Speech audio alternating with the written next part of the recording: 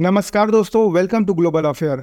Now recently Israel ने एक travel advisory issue करी है भारत के लिए, और इजराइल ने कैटेगोरिकली ये कहा है अपने नागरिकों को, भारत अगर आप आते हैं तो एक डेंजर बना हुआ है आतंकवादी हमले का।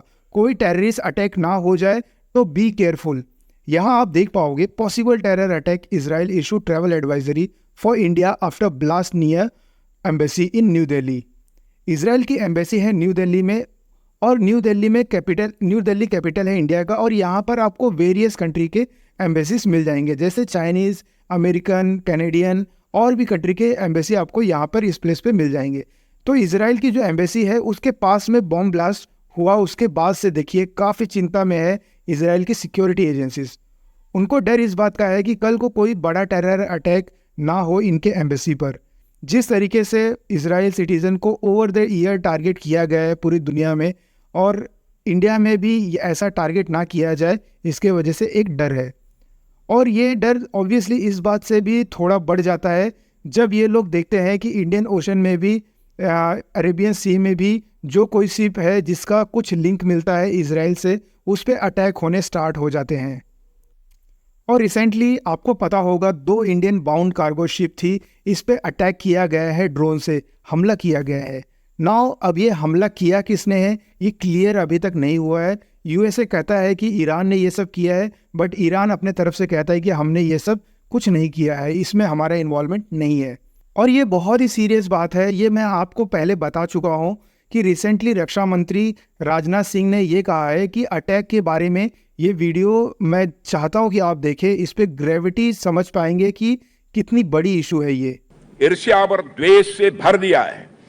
अरब सागर में हाल में हुए यमवी चैंप प्लूटो पर ड्रोन हमले और कुछ पहले लाल सागर में यमवी साईं बाबा पर हुए हमले को भारत सरकार ने गंभीरतापूर्वक लिया है।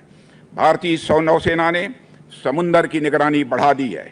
जिन्होंने भी इस हमले को अंजाम दिया है उन्हें हम सागर तल से भी ढूंढ निकालेंगे और उनके खिलाफ कठोर कार्रवाई की जाएगी। मैं यह आपको आश्वस्त करना चाहता हूं। तो यहाँ आपने सुना भारत के रक्षा मंत्री ने क्या कहा है, बहुत ही इंपॉर्टेंट स्टेटमेंट है।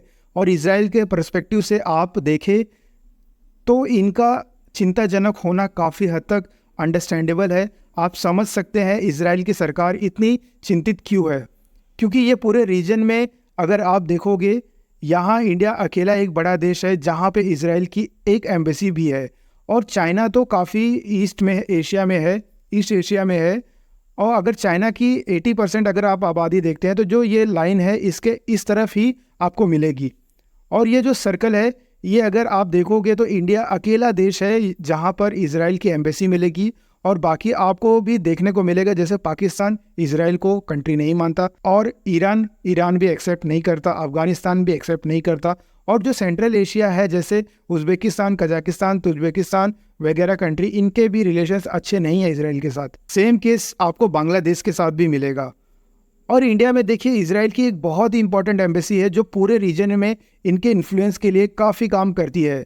तो मोस्ट रिसेंटली आप देखो इजराइल की एम्बेसी ओपन हुई है यूएई में, और वो भी हमें पता नहीं कि ये कब तक ओपन रहेगी, कल को फ्यूचर में क्या होता है। जिस तरीके से हमास और इजराइल का वॉर आगे बढ़ रहा है, मैं सरप्राइज ना होऊंगा कि कल को यूएई मजबूरी में आके कुछ स्टेप ले ले इस पे। इंडिया में जो एम्बेसी है इजराइल की ये बहुत ही स्पेशल है, और जब इसके पास बॉम्ब ब्लास्ट हो जाता है तो इजराइल की जो सिक्योरिटी एजेंसी है इसे लेकर एक्स्ट्रा कॉन्शियस हो जाती है।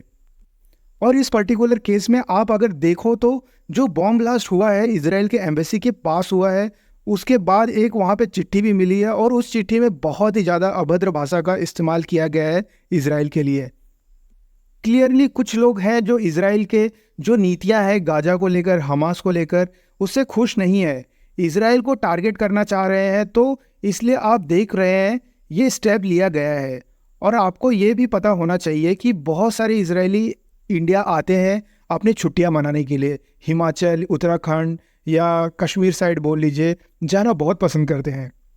तो ऐसा नहीं है कि इजराइल की आबादी 90 लाख के आसपास है तो कितने लोग इंडिया में आते होंगे। देखो बहुत सारे इजरायली हैं जो इंडिया में आते हैं, जैसे मैंने आपको बताया है कि बहुत सारी कंट्रीज़ हैं जो सिंस इजराइल को एक कंट्री एक्सेप्ट नहीं करती है, तो इनके पास बहुत ही लिमिटेड ऑप्शन है घूमने जाने के लिए। तो इसलिए जो इजराइल सिटीज़न है उन देशों में भी नहीं जा सकते जहाँ पे इजरायली पासपोर्ट नहीं चलता है। तो एट द एंड उनको जहाँ पे एक्सेप्टेंस है वो वहाँ पे जाते हैं। और पिछले कुछ दिनों में आपने एक बात नोट करी होगी कि बहुत सारे आर्टिकल्स, रिसर्च पेपर पब्लिश हुए हैं कि इजराइल हमास कॉन्फ्लिक्ट के वजह से ना इंडिया में रेडिकलाइजेशन का इम्पैक्ट ना देखने को मिले।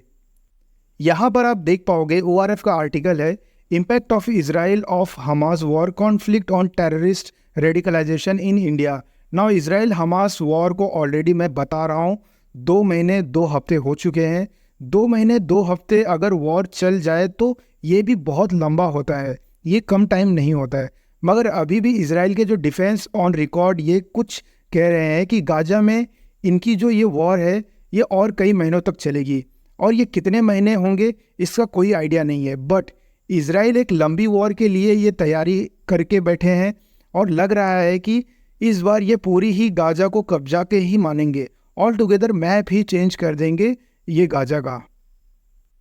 और अभी रिसेंटली बहुत सारे इंडियंस भी जाएंगे इजराइल काम करने के लिए, क्योंकि नेतन्याहू ने PM मोदी को कॉल किया था और ये कहा कि हमारे यहाँ वर्कर्स की कमी है, इंडियन वर्कर्स चाहिए, कोशिश करिए जल्दी से जल्दी इंडियन वर्कर इजराइल आ पाए ताकि हमारी इकोनॉमी को बल मिले। तो दोनों कंट्रीज़ काफ़ी डिपेंडेंट कर रही हैं एक दूसरे के ऊपर। It is very important maintain security at this time. So इसके ऊपर अगर कोई अपडेट आती है तो मैं उस पर वीडियो अपनी ज़रूर लाऊंगा। और ये है हमारे वीडियो का अंत। Thank you for watching.